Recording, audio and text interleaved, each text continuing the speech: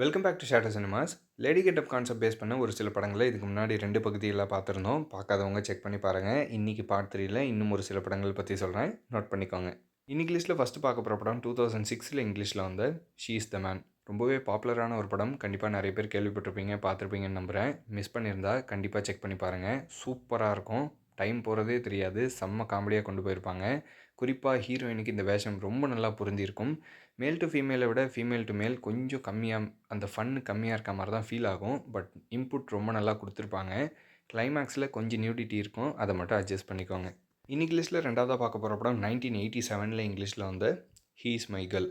ரொம்பவே பழைய பீஸு தான். பட் பட்ஜெட் கம்மின்னு நினைக்கிறேன். குவாலிட்டி கொஞ்சம் கம்மியாக தான் இருக்கும். ஓவராலாக படம் காமெடியாக நல்லா சூப்பராக போயிட்டே இருக்கும். படத்தில் மற்ற டெம்ப்ளேட் விஷயங்கள் எல்லாமே இருந்தால் கூட ஒரு ஆஃப்ரிக்கன் அமெரிக்கன் இந்த ரோல் எடுத்து பண்ணுறாரு அப்படிங்கிறதுக்காகவே ரேசிசம் ஃபேக்டர் உள்ளே சொருகுனது மட்டும்தான் எனக்கு சுத்தமாக பிடிக்கல. ஸோ எதுக்காக அதை ஃபோர்ஸ் பண்ணி உள்ளே வச்சு ஜோக்ஸ் எழுதுறாங்கன்னு எனக்கு தெரியல. எனக்கு அது ஒத்து வரல. உங்களுக்கு எப்படிங்கிறத நீங்களே படம் பார்த்து செக் பண்ணிக்கோங்க. மற்றபடி ஒரு டீசெண்டான வாட்ச் தான். டைம் இருந்தால் செக் பண்ணி பாருங்கள். இந்த லிஸ்ட்டில் மூணாவதாக பார்க்க போகிற படம் 1959 இங்கிலீஷில் வந்து சம் லைக் இட் ஹார்ட். ரொம்ப ரொம்ப ரொம்ப பழைய பீஸு. 6 டெக்கேடுக்கு முன்னாடி போய் டைம் ட்ராவல் பண்ண மாதிரி ஒரு ஃபீல். சூப்பராக இருந்துச்சு. கண்டிப்பாக மிஸ் பண்ணாமல் செக் பண்ணி பாருங்கள். கம்பேரபிளி மற்ற பிளாக் அண்ட் ஒயிட் படங்களை விட கடகடன்னு போச்சு. எந்த குறையுமே அதெல்லாம் சொல்ல முடியல. காமெடியெல்லாம் ரொம்ப நல்லா ஒர்க் ஆகிருந்தது. அடல்ட் போர்ஷன் கொஞ்சம் அதிகமாகவே இருக்குது. அதை மட்டும் செக் பண்ணிக்கோங்க. பிளாக் அண்ட் ஒயிட் படம் அப்படிங்கிறதுனால இவங்களுக்கு கொடுக்கப்பட்ட மேக்கப் அண்ட் காஸ்டியூமோட இன்புட் குவாலிட்டி எவ்வளோ இருந்துச்சு அப்படிங்கிறத சரியாக பார்க்க முடியல. பட் ஸ்டில் அந்த டைம் பீரியடில் இருந்த ட்ரெயின், ப்ராப்ஸு அண்ட் மேல் வந்து ஃபீமேலை எப்படி பார்க்குறாங்க அப்படிங்கிற அந்த கண்ணோட்டம்லாம் ரொம்பவே வித்தியாசமான ஒரு ஃபீல் கொடுத்தது. கண்டிப்பாக டைம் இருந்தால் மிஸ் பண்ணாமல் செக் பண்ணி பாருங்கள். இங்கிலீஷில் நாலாவதாக பார்க்க போகிற படம் 1985 இங்கிலீஷில் வந்து just one of the guys.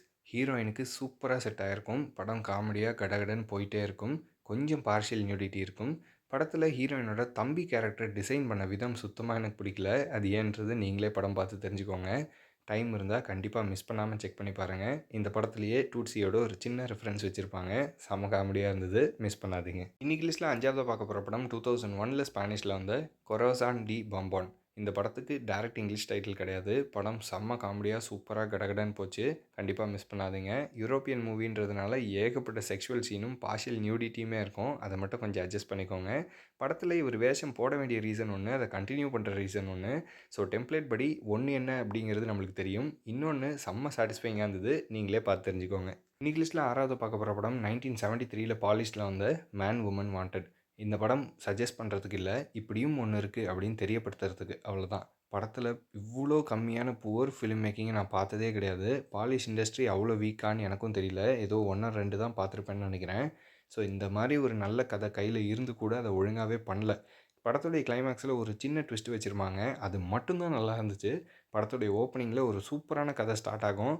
அதை என்னென்னமோ பண்ணி சொதப்பிட்டாங்க. கதையில் ஒரு கண்டினியூட்டியும் இருக்காது. படம் அப்படியே ஜம்ப் ஆகிட்டே இருந்தது. எடிட்டிங்கில் மிஸ்டேக்கா இல்லை எடுத்ததே இவ்வளோதானா அப்படின்னு தெரியல. இது வரைக்கும் இந்த ஜேனர்லேயே ஏகப்பட்ட படங்கள் பார்த்துருக்கோம். அதில் எதுவுமே இல்லாத ஒரு கேவலமான அவுட்கம் இதில் இருக்குது அப்படின்னா இதுக்காக தான் மல்டிபிள் லாங்குவேஜஸில் படம் பாருங்கள் அப்படின்னு சொல்கிறது. உங்களுக்கு பரிச்சயமான ஒரு ஜேனரில் வந்த படங்கள் கூட எவ்வளோ கேவலமாக டேர்ன் அவுட் ஆகும் அப்படிங்கிறத நீங்கள் அந்தந்த ஃபிலிம் மேக்கிங் ஸ்டைலில் பார்க்கும்போது தான் எது பெஸ்ட்டு, யார் நல்லா பண்ணுறா, அதோட ட்ரூ ஃபார்ம் என்ன அப்படிங்கிறத நீங்கள் தெரிஞ்சுக்க முடியும்.